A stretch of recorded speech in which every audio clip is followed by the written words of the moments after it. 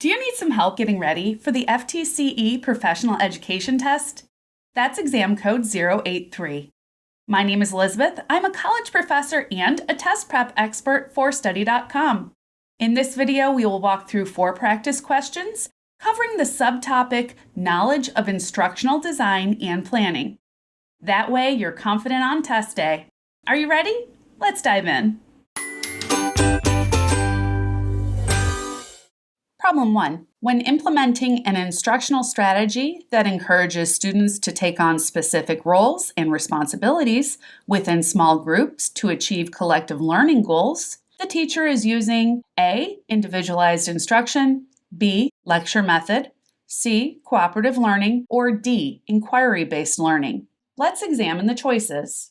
We would not choose A because individualized instruction focuses on tailoring customized lessons to a student's specific needs. So that does not allow students to work together in small groups or reach group goals. Next, we can eliminate B, lecture method. Lecture method involves the teacher delivering information directly to the students, and it's a listening-based format. Again, this does not engage students in small groups or encourage them to take on any specific roles. Next, we can eliminate D, inquiry-based learning. Inquiry-based learning has students investigate questions or scenarios to find solutions. It is a teaching strategy that promotes active learning, but in this scenario, it doesn't assign duties or obligations to small groups. That leaves us with the correct answer, C, cooperative learning. In cooperative learning, students collaborate in small groups to accomplish common learning goals. In order to encourage accountability and collaboration, each student will assume a distinct position or responsibility within the group. This teaching style is correct because it promotes communication, problem solving, and teamwork. Problem 2. Which evaluation instrument would be most effective for a teacher to assess students' ability to apply higher order thinking skills to solve real-world problems? Would it be A, multiple choice test, B, true-false quiz, C, performance-based assessment, or D, matching exercise? The question indicates that we need to decide on the most effective evaluation instrument to assess higher order thinking skills. Higher order thinking skills include critical thinking, problem solving, transfer of knowledge, connecting facts, and troubleshooting. Multiple choice tests would not be the best solution for this problem since they do assess recall, but that format typically involves choosing a single correct answer rather than having the student demonstrate applied problem-solving skills or creative thinking. So we would not choose A. Next, we would eliminate B. We're not choosing true-false quiz since its simplicity does not require students to analyze, evaluate, or create solutions to real-world problems. We're going to eliminate D, matching exercises, since these tasks just test our basic recollection. Their depth and application are not sufficient to assess complicated problem-solving or deeper thinking abilities.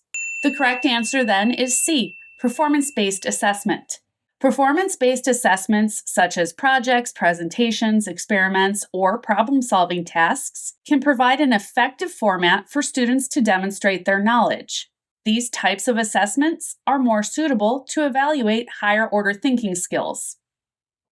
Problem 3. When a teacher notices a student struggling with reading comprehension, which intervention strategy would be most appropriate to address this individual student's needs? Would it be A, reducing the number of math problems in homework assignments, B, implementing a peer-assisted literacy program, C, increasing the amount of silent reading time in class, or D, assigning higher-level reading materials to challenge the student? Let's begin by eliminating the incorrect answers. Reducing the number of math problems in homework assignments addresses the workload, but doesn't target the specific issue of reading comprehension. This would not be the best option. While silent reading can motivate students to read on their own, the struggling student might continue to face challenges or lose interest during this period if they're not provided support. Assigning higher-level reading materials to challenge the student would not be the best option, since the challenge would probably exacerbate their difficulties or lead to frustration, so this approach is unlikely to be helpful. That means the correct answer is B, implementing a peer-assisted literacy program. In peer-assisted literacy programs, reading activities are shared. This method will give struggling students peer support, encouragement, and help. Structured interaction and practice with peers can lead to improved reading comprehension. Problem 4. When designing a lesson plan for a diverse classroom, a teacher decides to use scaffolding to support students' individual learning needs. This approach aligns with which learning theory? Is it A, operant conditioning, B, social learning theory, C, constructivism, or D, classical conditioning? The clues in the question will help guide us to the correct answer, particularly when we recall what we know about scaffolding. In the classroom, scaffolding involves supporting students' learning processes by providing them guidance and gradually reducing any assistance. The guidance we give them can include a variety of tools like visual cues or manipulatives, even sentence starters, or providing several examples. So keeping that in mind, let's look at the possible options here. We will start by eliminating A. Operant conditioning focuses on using reinforcements and punishments to shape behavior. While this is a valuable learning theory for classroom management, it is not directly related to scaffolding. Next, we can eliminate social learning theory. Social learning theory highlights observation, imitation, and modeling. And while that can be useful in some teaching strategies, scaffolding really focuses on individual support that's tailored to the student's developmental stages. We can then eliminate option D because classical conditioning involves learning through association and involves a neutral stimulus becoming associated with a conditioned response. This theory is more relevant to understanding emotional or reflexive behaviors and is not applicable to scaffolding. C, constructivism, is the correct answer. Scaffolding aligns with the constructivist learning theory because it emphasizes guided support to help students build their understanding and achieve independence in learning tasks. Constructivism underpins the principles of scaffolding by highlighting the importance of active, supported, and individualized learning.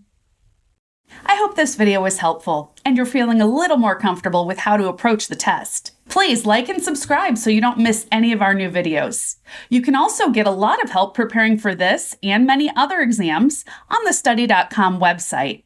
As a member, you can access short, targeted video lessons, extra study materials, personalized study plans, and hundreds of practice questions just like the ones we went over.